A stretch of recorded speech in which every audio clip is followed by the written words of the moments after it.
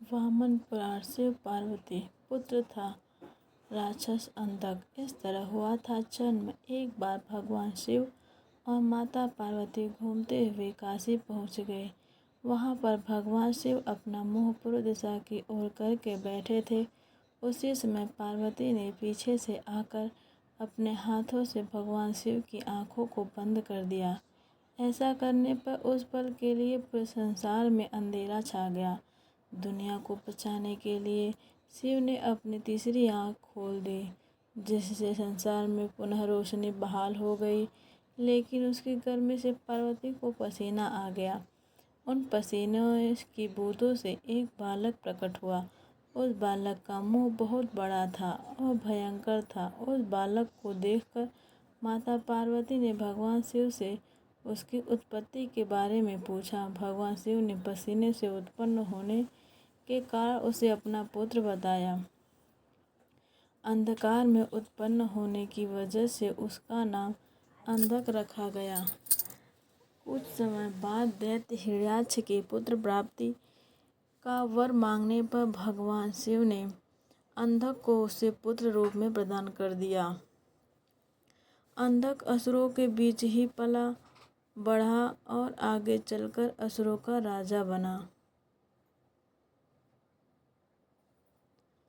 अंधक ने तपस्या करके ब्रह्मा जी से वरदान मांग लिया था कि वो तभी मरे जब वो यौन लालसा से अपनी माँ की ओर देखे। अंधक ने सोचा था कि ऐसा कभी नहीं होगा क्योंकि उसकी कोई माँ नहीं है। वरदान मिलने के बाद अंधक देवताओं को परास्त करके तीनों लोकों का राजा बन गया। फिर उसे लगा कि अब उसके पास सब कुछ है, इसलिए उसे शादी कर लेनी चाहिए। उसने तय किया कि वो तीनों लोकों की सबसे सुंदर स्त्री से शादी करेगा। जब उसने पता किया तो उसे पता चला कि तीनों लोकों में पर्वतों की राजकुमारी पार्वती से सुंदर कोई नहीं है। जिसने अपने पिता का वैभव त्याग कर शिव से शादी कर ली है। वो तुरंत पार्वती के पास गया और उसके सामने शादी का प्रस्ताव रखा।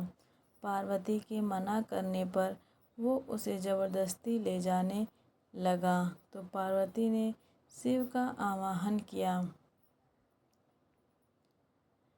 पार्वती के आवाहन पर शिव वहां उपस्थित हुए और उसने अंधक को बताया कि तुम पार्वती के ही पुत्र हो। ऐसा कहकर उन्होंने अंधक का वध कर दिया। विशेष वामन पुराण में अंधक को शिव पार्वती का पुत्र बताया गया है, जिसका वध शिव करते हैं। जबकि एक अन्य मतानुसार अंधक कश्यप ऋषि और दीति का पुत्र था, जिसका वध भगवान शिव ने किया था।